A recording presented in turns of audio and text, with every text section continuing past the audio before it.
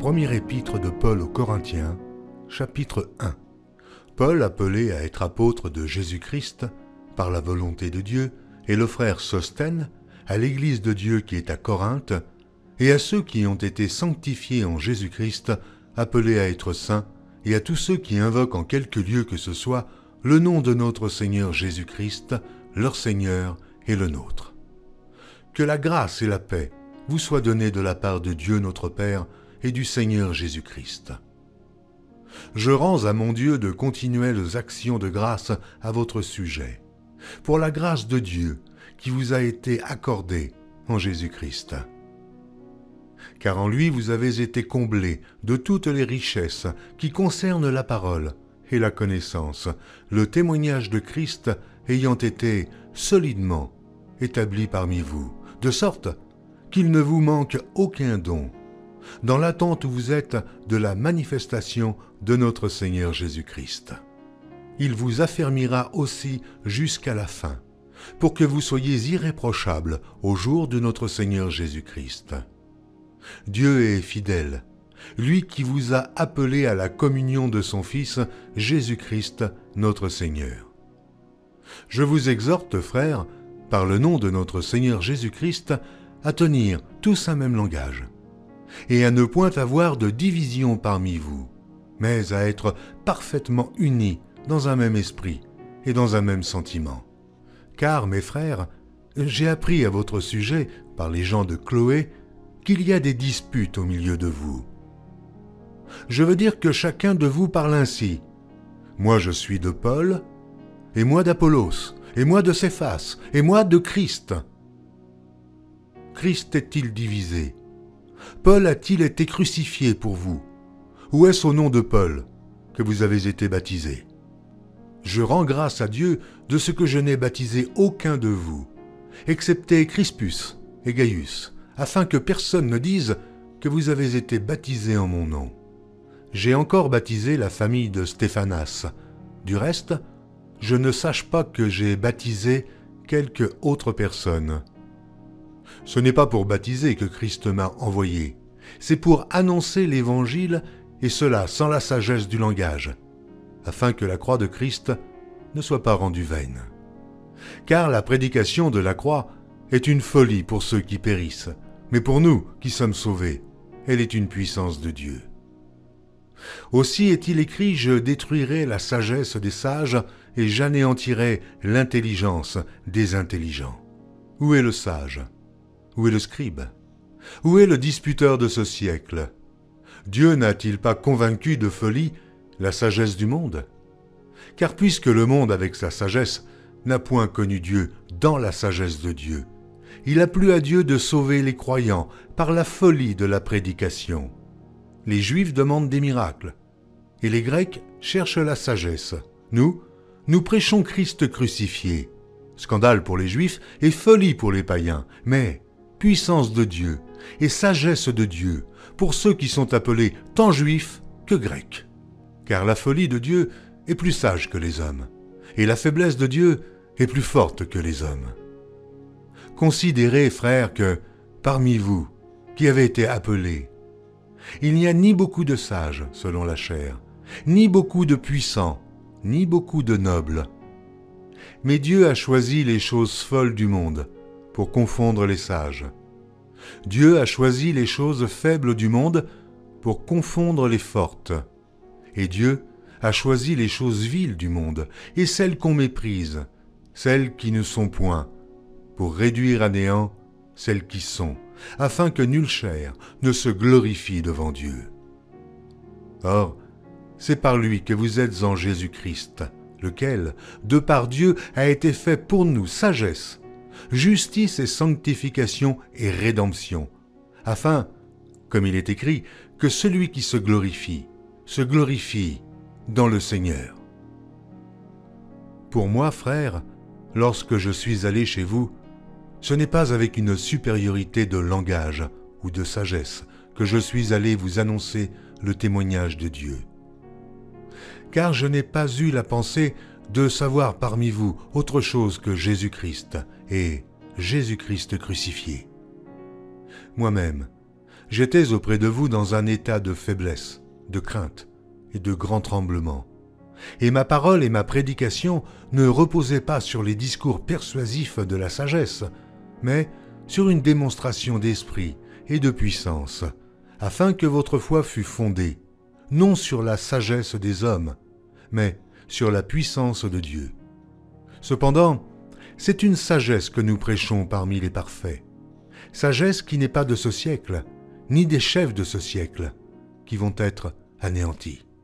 Nous prêchons la sagesse de Dieu, mystérieuse et cachée, que Dieu, avant les siècles, avait destinée pour notre gloire. Sagesse qu'aucun des chefs de ce siècle n'a connue, car, s'ils l'eussent connue, ils n'auraient pas crucifié le Seigneur de gloire.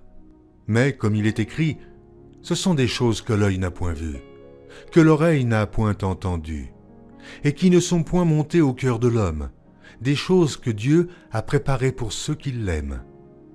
Dieu nous les a révélées par l'Esprit, car l'Esprit sonde tout, même les profondeurs de Dieu.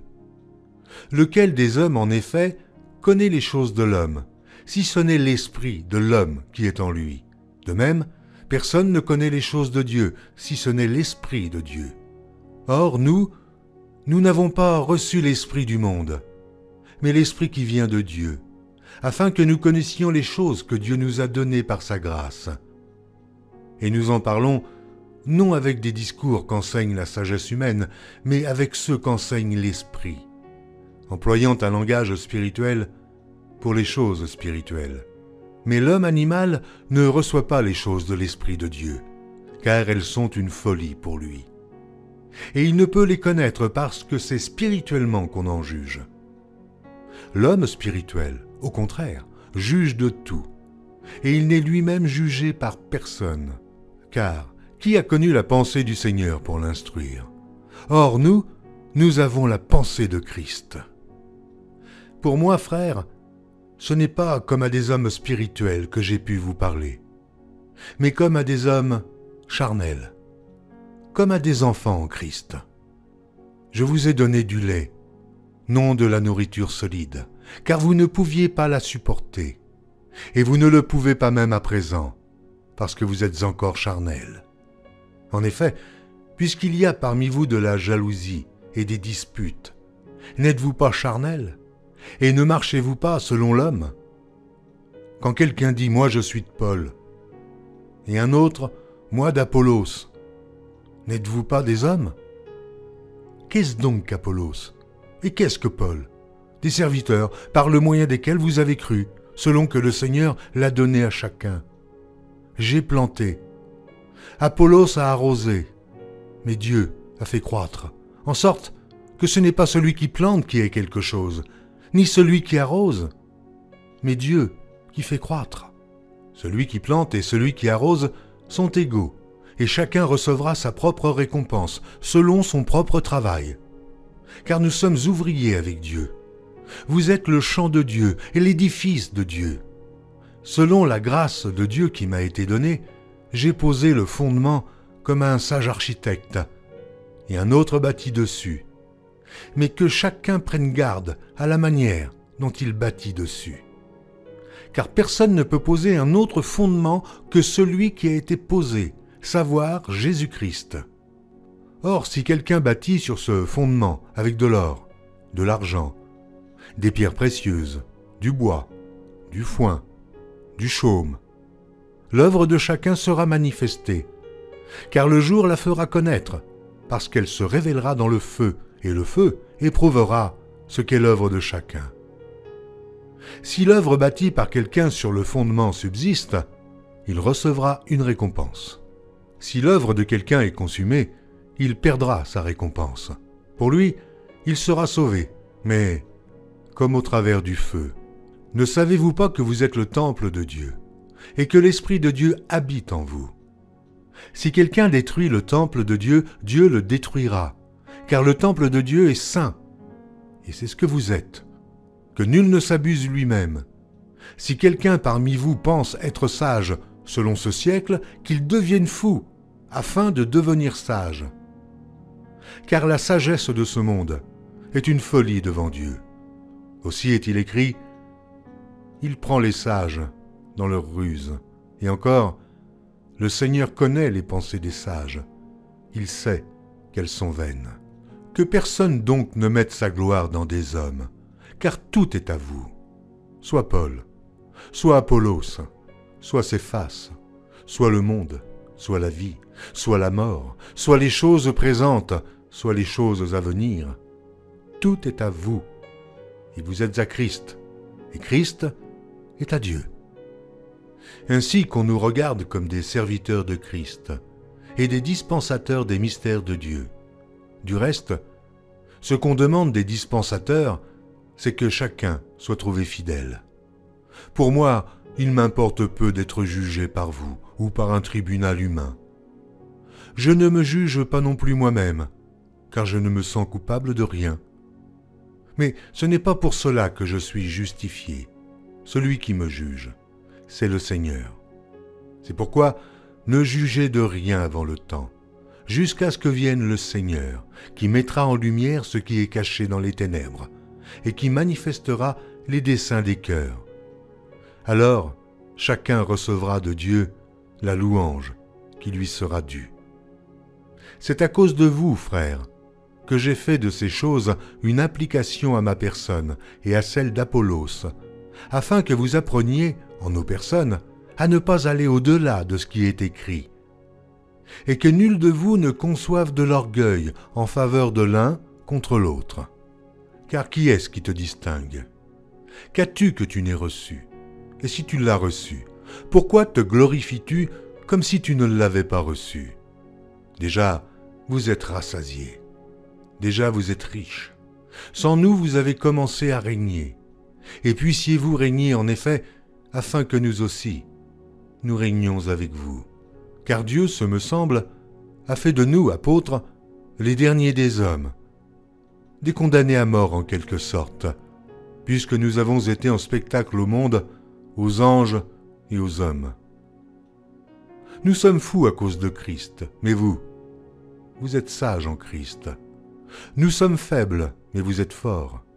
Vous êtes honorés, et nous sommes méprisés. Jusqu'à cette heure, nous souffrons la faim, la soif, la nudité. Nous sommes maltraités, errants, ça et là. Nous nous fatiguons à travailler de nos propres mains. Injuriés, nous bénissons. Persécutés, nous supportons. Calomniés, nous parlons avec bonté. Nous sommes devenus les balayures du monde, le rebut de tous, jusqu'à maintenant. Ce n'est pas pour vous faire honte que j'écris ces choses, mais je vous avertis, comme mes enfants bien-aimés. Car quand vous auriez 10 000 maîtres en Christ, vous n'avez cependant pas plusieurs pères, puisque c'est moi qui vous ai engendré en Jésus-Christ par l'Évangile.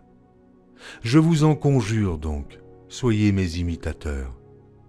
Pour cela, je vous ai envoyé Timothée, qui est mon enfant bien-aimé et fidèle dans le Seigneur. Il vous rappellera quelles sont mes voies en Christ, quelle est la manière dont j'enseigne partout, dans toutes les églises. Quelques-uns se sont enflés d'orgueil, comme si je ne devais pas aller chez vous. Mais j'irai bientôt chez vous, si c'est la volonté du Seigneur, et je connaîtrai, non les paroles, mais la puissance de ceux qui se sont enflés. Car le royaume de Dieu ne consiste pas en paroles, mais en puissance. Que voulez-vous?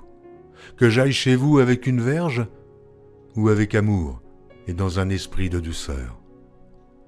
Chapitre 5. On entend dire généralement qu'il y a parmi vous de l'impudicité, et une impudicité telle qu'elle ne se rencontre pas même chez les païens. C'est au point que l'un de vous a la femme de son père, et vous êtes enflé d'orgueil. Et vous n'avez pas été plus tôt dans l'affliction, afin que celui qui a commis cet acte fût ôté du milieu de vous. Pour moi, absent de corps mais présent d'esprit, j'ai déjà jugé, comme si j'étais présent, celui qui a commis un tel acte. Au nom du Seigneur Jésus, vous et mon esprit étant assemblés, avec la puissance de notre Seigneur Jésus, qu'un tel homme soit livré à Satan, pour la destruction de la chair, afin que l'esprit soit sauvé au jour du Seigneur Jésus. C'est bien à tort que vous vous glorifiez, Ne savez-vous pas qu'un peu de levain fait lever toute la pâte?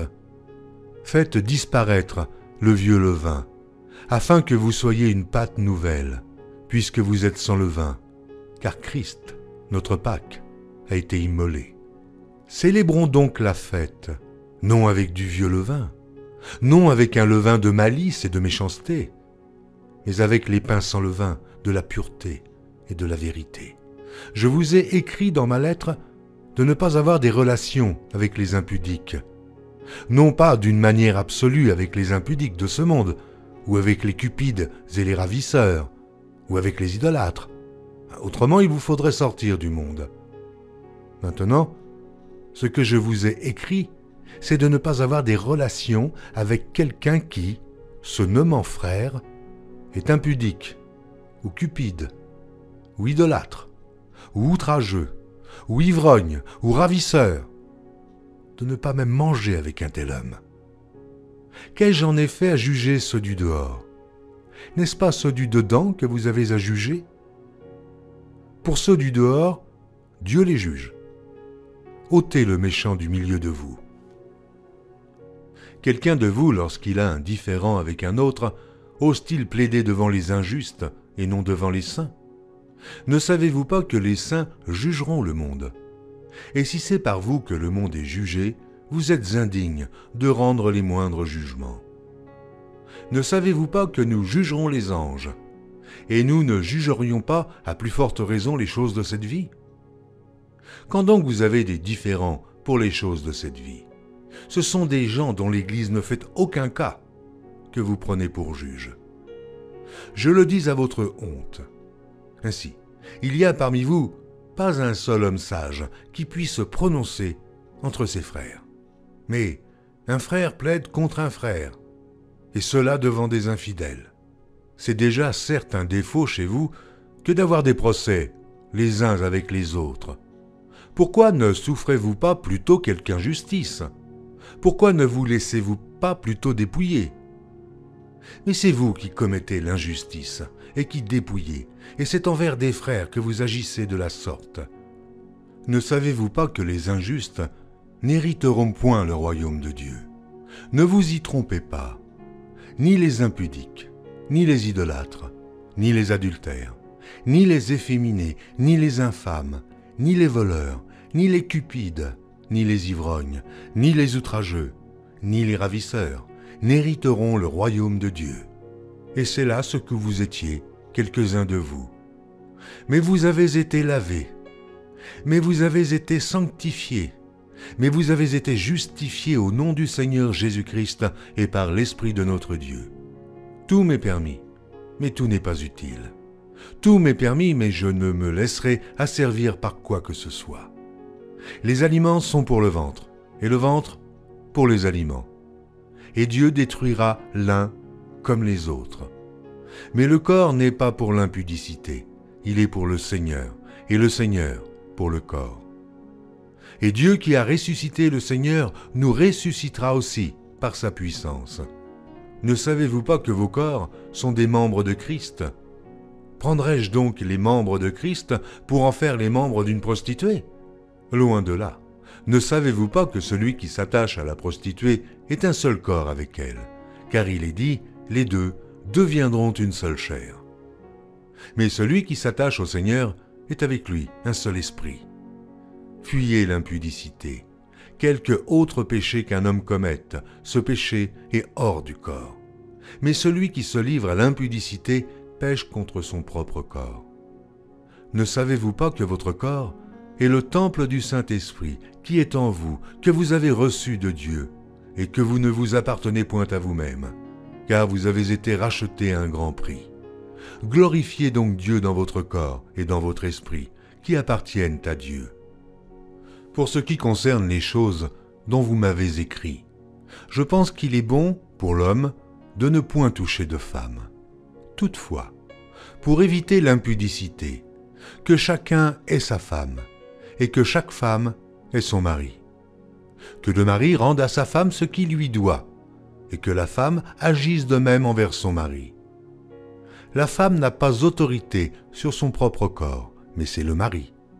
Et pareillement, Le mari n'a pas autorité sur son propre corps, mais c'est la femme. Ne vous privez point l'un de l'autre, si ce n'est d'un commun accord, pour un temps, afin de vaquer à la prière. Puis, retournez ensemble, de peur que Satan ne vous tente par votre incontinence. Je dis cela par condescendance. Je n'en fais pas un ordre. Je voudrais que tous les hommes fussent comme moi. Mais chacun tient de Dieu un don particulier, l'un d'une manière, l'autre d'une autre. À ceux qui ne sont pas mariés et aux veuves, je dis qu'il aurait bon de rester comme moi. Mais s'ils manquent de continence, qu'ils se marient, car il vaut mieux se marier que de brûler. À ceux qui sont mariés, j'ordonne, non pas moi, mais le Seigneur, que la femme ne se sépare point de son mari. Si elle est séparée, qu'elle demeure sans se marier, ou qu'elle se réconcilie avec son mari, et que le mari ne répudie point sa femme. Aux autres, ce n'est pas le Seigneur, c'est moi qui dis. Si un frère a une femme non croyante, et qu'elle consente à habiter avec lui, qu'il ne la répudie point. Et si une femme a un mari non croyant, et qu'il consente à habiter avec elle, qu'elle ne répudie point son mari. Car le mari non croyant est sanctifié par la femme, et la femme non croyante est sanctifiée par le frère. Autrement, vos enfants seraient impurs, tandis que maintenant ils sont saints. Si le non-croyant se sépare, qu'il se sépare. Le frère ou la sœur ne sont pas liés dans ces cas-là. Dieu nous a appelés à vivre en paix. Car, que sais-tu, femme, si tu sauveras ton mari? Ou, que sais-tu, mari, si tu sauveras ta femme? Seulement, que chacun marche selon la part que le Seigneur lui a faite, selon l'appel qu'il a reçu de Dieu. C'est ainsi que je l'ordonne dans toutes les églises. Quelqu'un a-t-il été appelé étant circoncis, qu'il demeure circoncis. Quelqu'un a-t-il été appelé étant incirconcis, qu'il ne se fasse pas circoncire. La circoncision n'est rien, l'incirconcision n'est rien, mais l'observation des commandements de Dieu est tout. Que chacun demeure dans l'état où il était lorsqu'il a été appelé. As-tu été appelé étant esclave? Ne t'en inquiète pas. Mais si tu peux devenir libre, profites-en plutôt. Car l'esclave, qui a été appelé dans le Seigneur, est un affranchi du Seigneur. De même, l'homme libre, qui a été appelé, est un esclave de Christ. Vous avez été rachetés à un grand prix. Ne devenez pas esclaves des hommes. Que chacun, frère, demeure devant Dieu, dans l'état où il était lorsqu'il a été appelé. Pour ce qui est des vierges, je n'ai point d'ordre du Seigneur, mais je donne un avis, comme ayant reçu du Seigneur miséricorde pour être fidèle. Voici donc ce que j'estime bon. À cause des temps difficiles qui s'approchent, il est bon à un homme d'être ainsi. Es-tu lié à une femme? Ne cherche pas à rompre ce lien. N'es-tu pas lié à une femme? Ne cherche pas une femme. Si tu t'es marié, tu n'as point péché. Et si la Vierge s'est mariée, elle n'a point péché. Mais ces personnes auront des tribulations dans la chair, et je voudrais vous les épargner. Voici ce que je dis, frères. C'est que le temps est court, que désormais ceux qui ont des femmes soient comme n'en ayant pas, ceux qui pleurent comme ne pleurant pas, ceux qui se réjouissent comme ne se réjouissant pas, ceux qui achètent comme ne possédant pas, et ceux qui usent du monde comme n'en usant pas, car la figure de ce monde passe. Or, je voudrais que vous fussiez sans inquiétude. Celui qui n'est pas marié s'inquiète des choses du Seigneur, des moyens de plaire au Seigneur. Et celui qui est marié s'inquiète des choses du monde, des moyens de plaire à sa femme. Il y a de même une différence entre la femme et la Vierge. Celle qui n'est pas mariée s'inquiète des choses du Seigneur, afin d'être sainte de corps et d'esprit, et celle qui est mariée s'inquiète des choses du monde, des moyens de plaire à son mari. Je dis cela dans votre intérêt. Ce n'est pas pour vous prendre au piège, c'est pour vous porter à ce qui est bienséant et propre, à vous attacher au Seigneur sans distraction.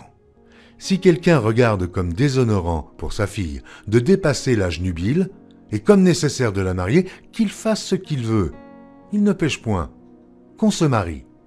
Mais celui qui a pris une ferme résolution, sans contrainte, et avec l'exercice de sa propre volonté, et qui a décidé en son cœur de garder sa fille vierge, celui-là fait bien.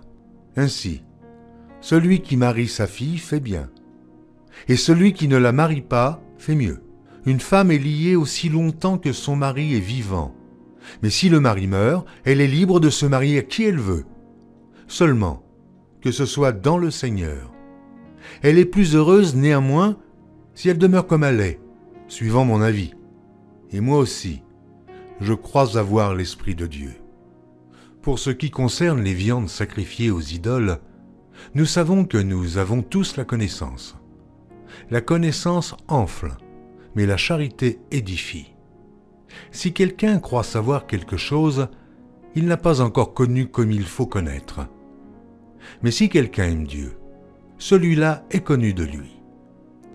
Pour ce qui est donc de manger des viandes sacrifiées aux idoles, nous savons qu'il n'y a point d'idole dans le monde, et qu'il n'y a qu'un seul Dieu, car s'il existe des êtres qui sont appelés dieux, soit dans le ciel, soit sur la terre, comme il existe réellement plusieurs dieux et plusieurs seigneurs, néanmoins pour nous, il n'y a qu'un seul Dieu, le Père, de qui viennent toutes choses et pour qui nous sommes, et un seul Seigneur, Jésus-Christ, par qui sont toutes choses et par qui nous sommes. Mais cette connaissance n'est pas chez tous. Quelques-uns, d'après la manière dont ils envisagent encore l'idole, mangent de ces viandes comme étant sacrifiées aux idoles, et leur conscience, qui est faible, en est souillée. Ce n'est pas un aliment qui nous rapproche de Dieu. Si nous en mangeons, nous n'avons rien de plus. Si nous n'en mangeons pas, nous n'avons rien de moins. Prenez garde toutefois que votre liberté ne devienne une pierre d'achoppement pour les faibles. Car si quelqu'un te voit, toi qui as de la connaissance, assis à table dans un temple d'idoles, sa conscience à lui qui est faible, ne le portera-t-elle pas à manger des viandes sacrifiées aux idoles? Et ainsi le faible périra par ta connaissance, le frère pour lequel Christ est mort. En péchant de la sorte contre les frères et en blessant leur conscience faible, vous péchez contre Christ. C'est pourquoi, si un aliment scandalise mon frère, je ne mangerai jamais de viande afin de ne pas scandaliser mon frère. Ne suis-je pas libre? Ne suis-je pas apôtre? N'ai-je pas vu Jésus notre Seigneur? N'êtes-vous pas mon œuvre dans le Seigneur? Si pour d'autres je ne suis pas apôtre, je le suis au moins pour vous, car vous êtes le sceau de mon apostolat dans le Seigneur. C'est là ma défense contre ceux qui m'accusent. N'avons-nous pas le droit de manger et de boire? N'avons-nous pas le droit de mener avec nous une sœur qui soit notre femme, comme font les autres apôtres, et les frères du Seigneur, et Céphas? Ou bien est-ce que moi seul et Barnabas, nous n'avons pas le droit de ne point travailler? Qui jamais fait le service militaire à ses propres frais? Qui est-ce qui plante une vigne et n'en mange pas le fruit? Qui est-ce qui fait paître un troupeau et ne se nourrit pas du lait du troupeau? Ces choses que je dis, n'existent-elles que dans les usages des hommes? La loi ne les dit-elle pas aussi? Car il est écrit dans la loi de Moïse, « Tu n'en muselleras point le bœuf quand il foule le grain. » Dieu se met-il en peine des bœufs? Ou parle-t-il uniquement à cause de nous? Oui, c'est à cause de nous qu'il a été écrit que celui qui laboure doit labourer avec espérance, et celui qui foule le grain, fouler avec espérance d'y avoir part. Si nous avons semé parmi vous les biens spirituels, est-ce une grosse affaire si nous moissonnons vos biens temporels? Si d'autres jouissent de ce droit sur nous, n'est-ce pas plutôt à nous d'en jouir? Mais nous n'avons point usé de ce droit, au contraire. Nous souffrons tout afin de ne pas créer d'obstacle à l'évangile de Christ.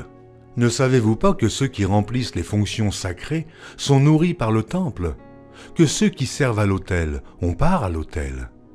De même aussi, le Seigneur a ordonné à ceux qui annoncent l'Évangile de vivre de l'Évangile. Pour moi, je n'ai usé d'aucun de ces droits, et ce n'est pas afin de les réclamer en ma faveur que j'écris ainsi, car j'aimerais mieux mourir que de me laisser enlever ce sujet de gloire. Si j'annonce l'Évangile, ce n'est pas pour moi un sujet de gloire, car la nécessité m'en est imposée, et malheur à moi si je n'annonce pas l'Évangile. Si je le fais de bon cœur, j'en ai la récompense, mais si je le fais malgré moi, c'est une charge qui m'est confiée. Quelle est donc ma récompense ? C'est d'offrir gratuitement l'Évangile que j'annonce, sans user de mon droit de prédicateur de l'Évangile. Car bien que je sois libre à l'égard de tous, je me suis rendu le serviteur de tous, afin de gagner le plus grand nombre. Avec les Juifs, j'ai été comme Juif, afin de gagner les Juifs. Avec ceux qui sont sous la loi, comme sous la loi, quoique je ne sois pas moi-même sous la loi, afin de gagner ceux qui sont sous la loi. Avec ceux qui sont sans loi, comme sans loi, quoique je ne sois point sans la loi de Dieu, étant sous la loi de Christ, afin de gagner ceux qui sont sans loi. J'ai été faible avec les faibles, afin de gagner les faibles. Je me suis fait tout à tous, afin d'en sauver de toute manière quelques-uns. Je fais tout à cause de l'Évangile, afin d'y avoir part. Ne savez-vous pas que ceux qui courent dans le stade courent tous, mais qu'un seul remporte le prix? Courez de manière à le remporter. Tous ceux qui combattent s'imposent toute espèce d'abstinence, et ils le font pour obtenir une couronne corruptible. Mais nous, faisons-le pour une couronne incorruptible. Moi donc, je cours, non pas comme à l'aventure. Je frappe, non pas comme battant l'air, mais je traite durement mon corps, et je le tiens assujetti, de peur d'être moi-même rejeté, après avoir prêché aux autres. Chapitre 10.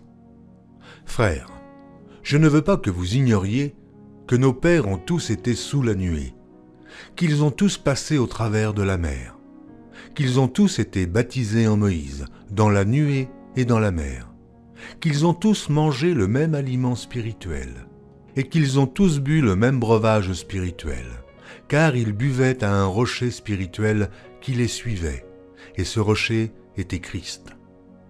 Mais la plupart d'entre eux ne furent point agréables à Dieu, puisqu'ils périrent dans le désert. Or, ces choses sont arrivées pour nous servir d'exemple, afin que nous n'ayons pas de mauvais désirs, comme ils en ont eu. Ne devenez point idolâtres, comme quelques-uns d'eux selon qu'il est écrit, « Le peuple s'assit pour manger et pour boire, puis ils se levèrent pour se divertir. » Ne nous livrons point à l'impudicité, comme quelques-uns d'eux s'y livrèrent, de sorte qu'il en tomba 23 000 en un seul jour. Ne tentons point le Seigneur, comme le tentèrent quelques-uns d'eux qui périrent par les serpents. Ne murmurez point comme murmurèrent quelques-uns d'eux, qui périrent par l'exterminateur. Ces choses leur sont arrivées pour servir d'exemple, et elles ont été écrites pour notre instruction, à nous qui sommes parvenus à la fin des siècles. Ainsi donc, que celui qui croit être debout prenne garde de tomber. Aucune tentation ne vous est survenue qui n'ait été humaine, et Dieu, qui est fidèle, ne permettra pas que vous soyez tentés au-delà de vos forces. Mais avec la tentation, il préparera aussi le moyen d'en sortir, afin que vous puissiez la supporter. C'est pourquoi, mes bien-aimés, fuyez l'idolâtrie. Je parle comme un des hommes intelligents. Jugez vous-même de ce que je dis. La coupe de bénédiction que nous bénissons n'est-elle pas la communion au sang de Christ ? Le pain que nous rompons n'est-il pas la communion au corps de Christ ? Puisqu'il y a un seul pain, nous qui sommes plusieurs, nous formons un seul corps, car nous participons tous à un même pain. Voyez les Israélites, selon la chair, ceux qui mangent les victimes, ne sont-ils pas en communion avec l'autel ? Que dis-je donc ? Que la viande sacrifiée aux idoles est quelque chose, ou qu'une idole est quelque chose ? Nullement. Je dis que ce qu'on sacrifie, on le sacrifie à des démons, et non à Dieu. Or, je ne veux pas que vous soyez en communion avec les démons. Vous ne pouvez boire la coupe du Seigneur et la coupe des démons. Vous ne pouvez participer à la table du Seigneur et à la table des démons. Voulons-nous provoquer la jalousie du Seigneur? Sommes-nous plus forts que lui? Tout est permis, mais tout n'est pas utile. Tout est permis, mais tout n'édifie pas. Que personne ne cherche son propre intérêt, mais que chacun cherche celui d'autrui. Mangez de tout ce qui se vend au marché, sans vous enquérir de rien par motif de conscience. Car la terre est au Seigneur et tout ce qu'elle renferme. Si un non-croyant vous invite et que vous vouliez aller, mangez de tout ce qu'on vous présentera, sans vous enquérir de rien par motif de conscience. Mais si quelqu'un vous dit « Ceci a été offert en sacrifice », n'en mangez pas, à cause de celui qui a donné l'avertissement et à cause de la conscience. Je parle ici non de votre conscience, mais de celle de l'autre. Pourquoi, en effet, ma liberté serait-elle jugée par une conscience étrangère, si je mange avec action de grâce? Pourquoi serais-je blâmé au sujet d'une chose dont je rends grâce? Soit donc que vous mangiez, soit que vous buviez, soit que vous fassiez quelque autre chose, faites tout pour la gloire de Dieu. Ne soyez en scandale ni aux Grecs, ni aux Juifs, ni à l'Église de Dieu, de la même manière que moi aussi je m'efforce en toutes choses de complaire à tous, cherchant non mon avantage, mais celui du plus grand nombre, afin qu'ils soient sauvés. Soyez mes imitateurs, comme je le suis moi-même de Christ. Je vous loue de ce que vous vous souvenez de moi, à tous égards, et de ce que vous retenez mes instructions, telles que je vous les ai données. Je veux cependant que vous sachiez que Christ est le chef de tout homme, que l'homme est le chef de la femme, et que Dieu est le chef de Christ. Tout homme qui prie ou qui prophétise, la tête couverte, déshonore son chef. Toute femme, au contraire, qui prie ou qui prophétise, la tête non voilée, déshonore son chef. C'est comme si elle était rasée, car si une femme n'est pas voilée, qu'elle se coupe aussi les cheveux. Or, s'il est honteux pour une femme d'avoir les cheveux coupés ou d'être rasée, qu'elle se voile. L'homme ne doit pas se couvrir la tête, puisqu'il est l'image et la gloire de Dieu, tandis que la femme est la gloire de l'homme. En effet, l'homme n'a pas été tiré de la femme, mais la femme a été tirée de l'homme. Et l'homme n'a pas été créé à cause de la femme, mais la femme a été créée à cause de l'homme. C'est pourquoi la femme, à cause des anges, doit avoir sur la tête une marque de l'autorité dont elle dépend. Toutefois, dans le Seigneur, la femme n'est point sans l'homme, ni l'homme sans la femme. Car de même que la femme a été tirée de l'homme, de même l'homme existe par la femme, et tout vient de Dieu. Jugez-en vous-même. Est-il convenable qu'une femme prie Dieu sans être voilée?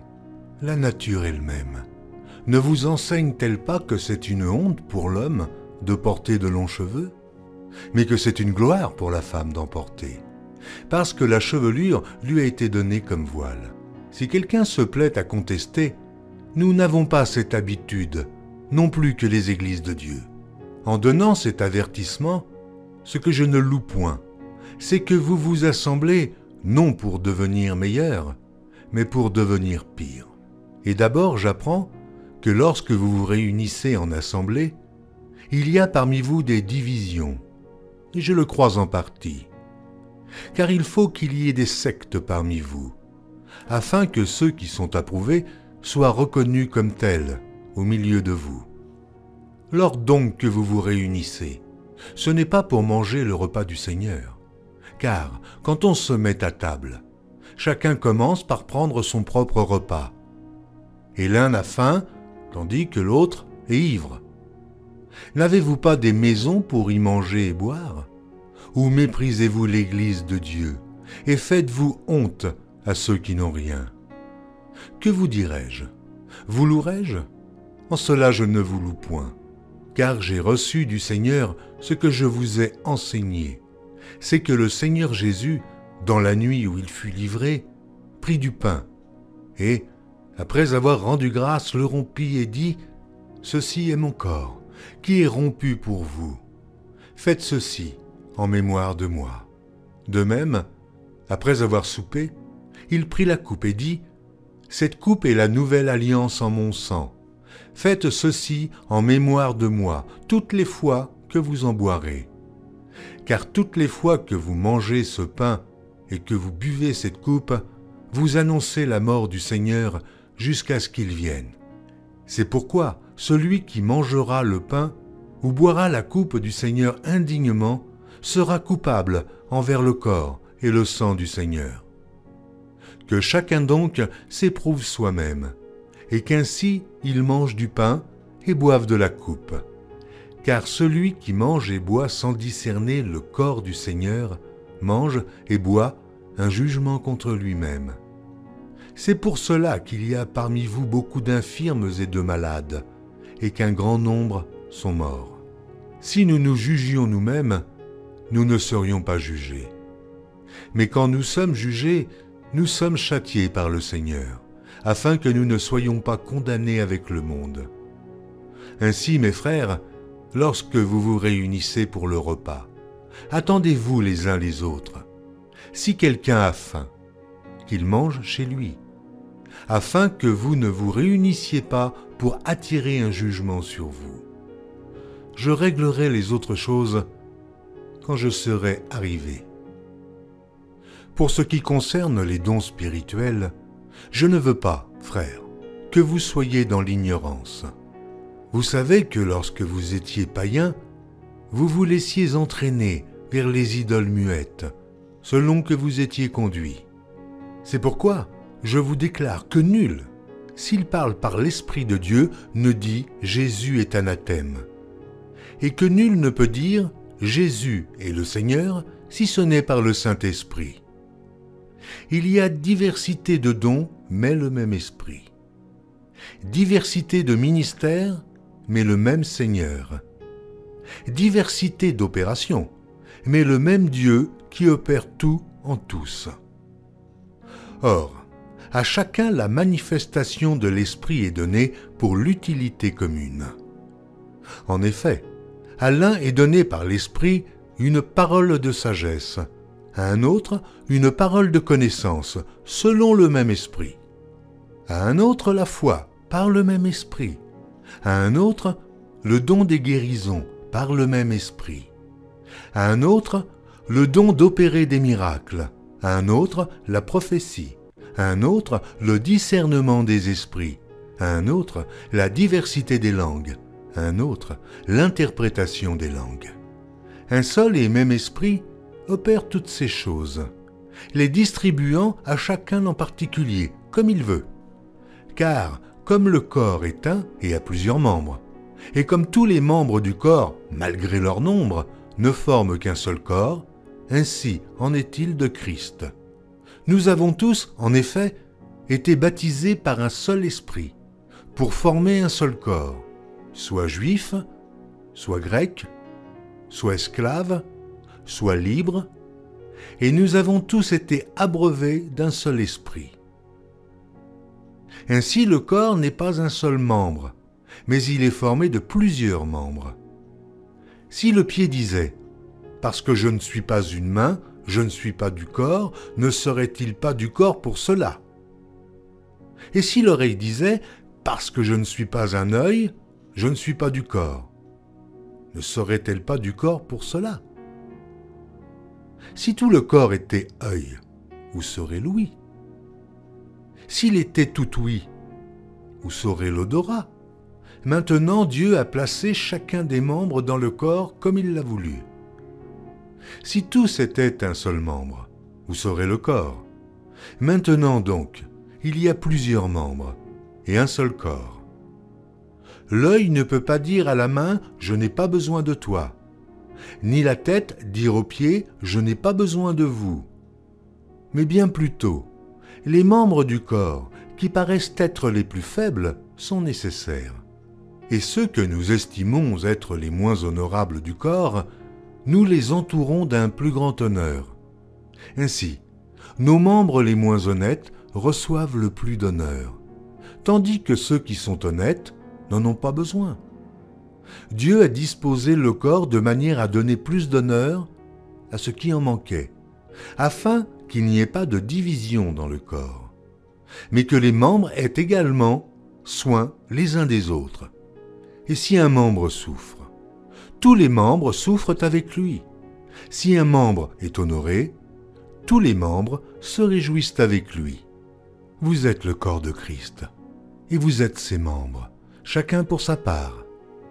Et Dieu a établi dans l'Église, premièrement des apôtres, secondement des prophètes, troisièmement des docteurs, ensuite ceux qui ont le don des miracles, puis ceux qui ont le don de guérir, de secourir, de gouverner, de parler diverses langues. Tous sont-ils apôtres? Tous sont-ils prophètes? Tous sont-ils docteurs? Tous ont-ils le don des miracles? Tous ont-ils le don des guérisons? Tous parlent-ils en langue? Tous interprètent-ils? Aspirez aux dons les meilleurs.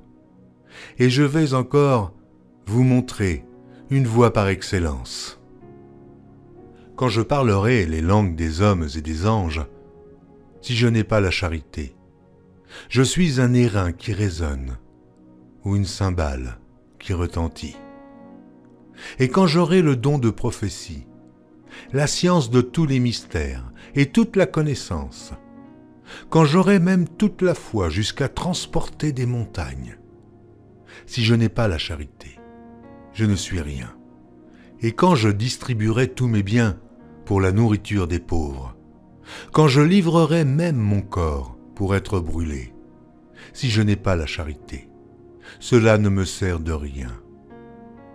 La charité est patiente, elle est pleine de bonté. La charité n'est point envieuse. La charité ne se vante point. Elle ne s'enfle point d'orgueil. Elle ne fait rien de malhonnête. Elle ne cherche point son intérêt. Elle ne s'irrite point. Elle ne soupçonne point le mal. Elle ne se réjouit point de l'injustice, mais elle se réjouit de la vérité. Elle excuse tout. Elle croit tout. Elle espère tout. Elle supporte tout. La charité ne périt jamais. Les prophéties prendront fin. Les langues cesseront. La connaissance disparaîtra. Car nous connaissons en partie et nous prophétisons en partie. Mais quand ce qui est parfait sera venu, ce qui est partiel disparaîtra. Lorsque j'étais enfant, je parlais comme un enfant. Je pensais comme un enfant. Je raisonnais comme un enfant. Lorsque je suis devenu homme, j'ai fait disparaître ce qui était de l'enfant. Aujourd'hui, nous voyons au moyen d'un miroir, d'une manière obscure.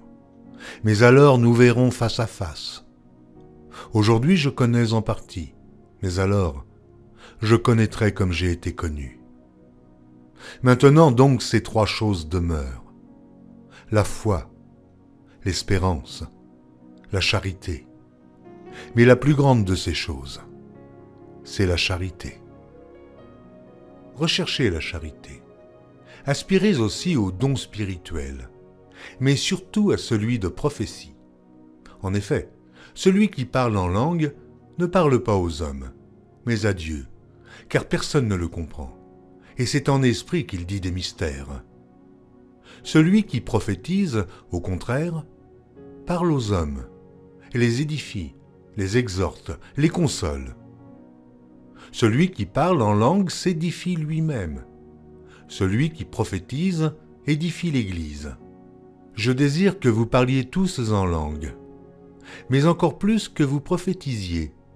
Celui qui prophétise est plus grand que celui qui parle en langue, à moins que ce dernier n'interprète pour que l'Église en reçoive de l'édification. Et maintenant, frères, de quelle utilité vous serais-je si je venais à vous parlant en langue? Et si je ne vous parlais pas par révélation ou par connaissance, ou par prophétie, ou par doctrine? Si les objets inanimés, qui rendent un son comme une flûte ou une harpe, ne rendent pas des sons distincts, comment reconnaîtra-t-on ce qui est joué sur la flûte ou sur la harpe? Et si la trompette rend un son confus, qui se préparera au combat?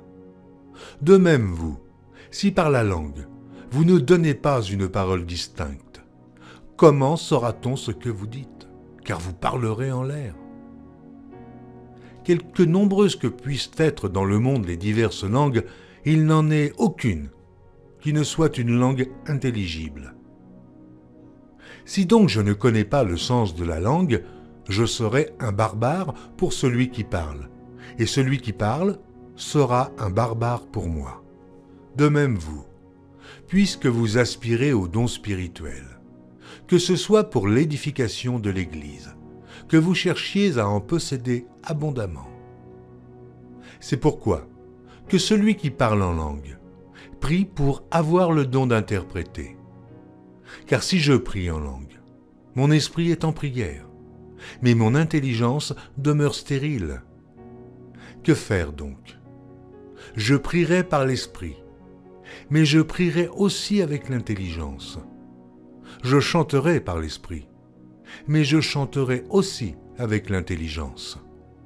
Autrement, si tu rends grâce par l'esprit, comment celui qui est dans les rangs de l'homme du peuple répondra-t-il amen à ton action de grâce, puisqu'il ne sait pas ce que tu dis? Tu rends, il est vrai, d'excellentes actions de grâce, mais l'autre n'est pas édifié. Je rends grâce à Dieu de ce que je parle en langue plus que vous tous. Mais, dans l'Église, j'aime mieux dire 5 paroles avec mon intelligence afin d'instruire aussi les autres que 10 000 paroles en langue. Frères, ne soyez pas des enfants sous le rapport du jugement, mais pour la malice, soyez enfants, et, à l'égard du jugement, soyez des hommes faits. Il est écrit dans la loi, c'est par des hommes d'une autre langue, et par des lèvres d'étrangers que je parlerai à ce peuple. Ils ne m'écouteront pas même ainsi, dit le Seigneur. Par conséquent, les langues sont un signe, non pour les croyants, mais pour les non-croyants. La prophétie, au contraire, est un signe, non pour les non-croyants, mais pour les croyants. Si donc dans une assemblée de l'Église entière, tous parlent en langue, et qu'il survienne des hommes du peuple ou des non-croyants, ne diront-ils pas que vous êtes fous?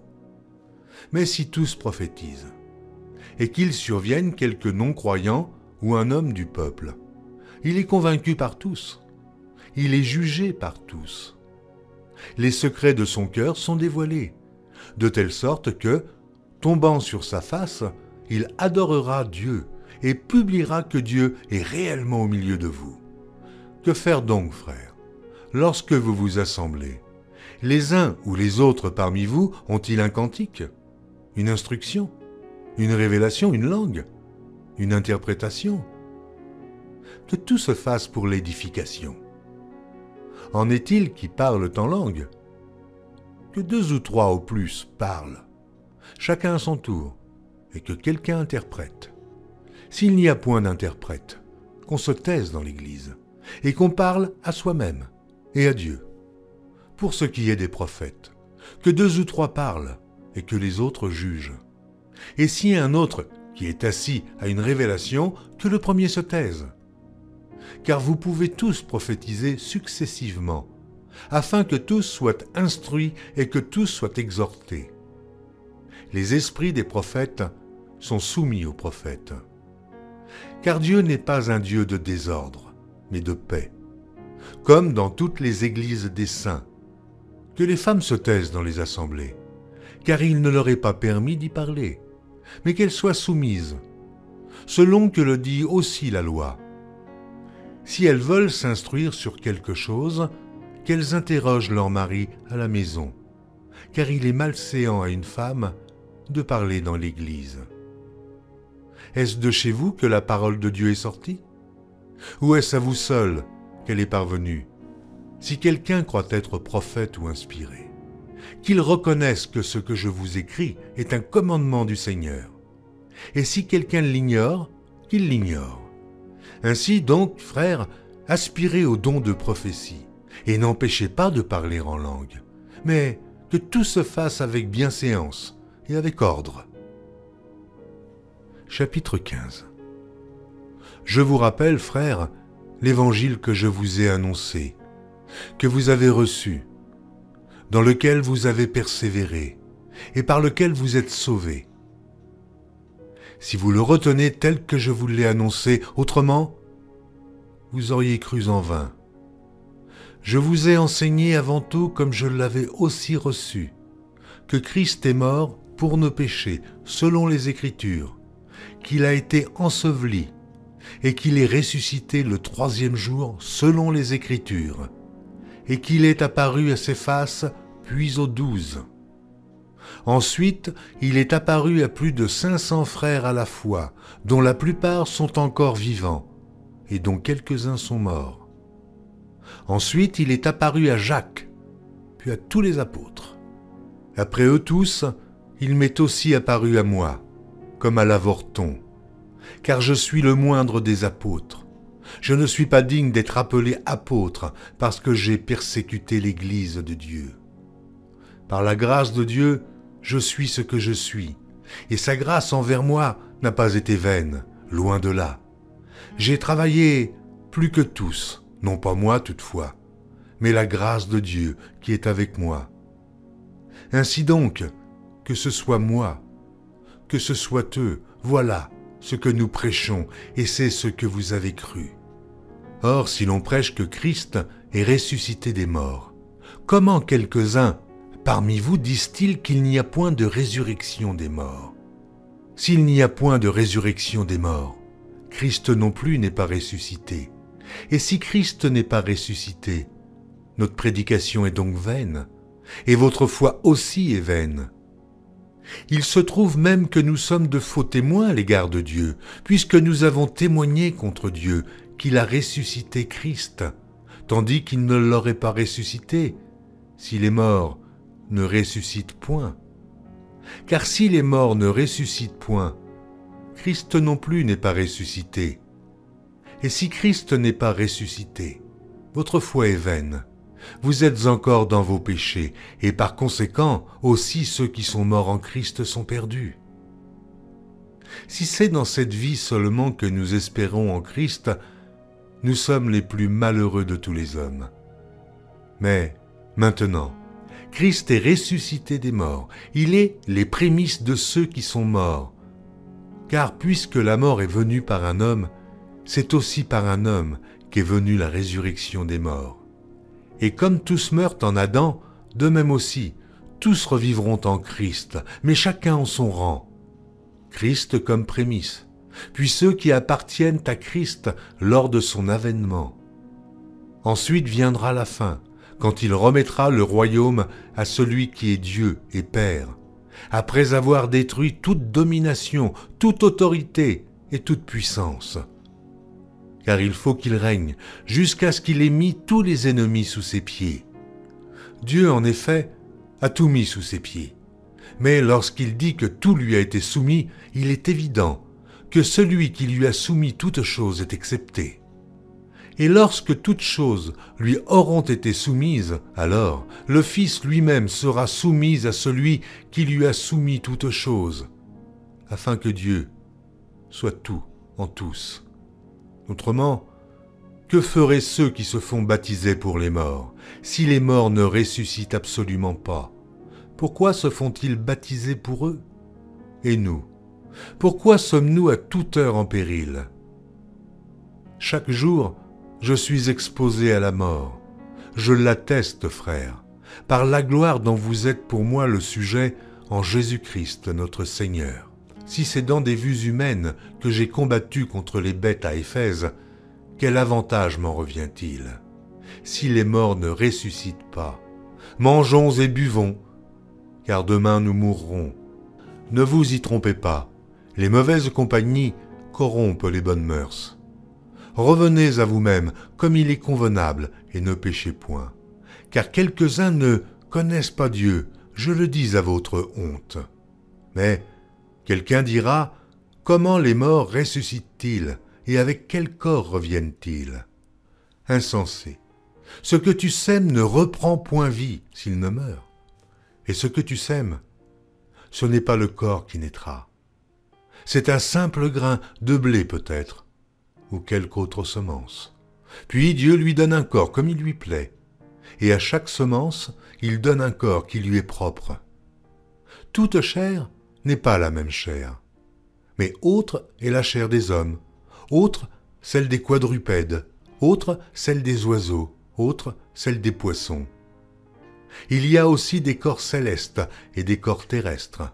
Autre est l'éclat du soleil, autre l'éclat de la lune, et autre l'éclat des étoiles.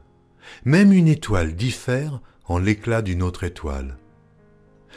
Ainsi en est-il de la résurrection des morts. Le corps est semé corruptible, il ressuscite incorruptible. Il est semé méprisable, il ressuscite glorieux. Il est semé infirme, il ressuscite plein de force.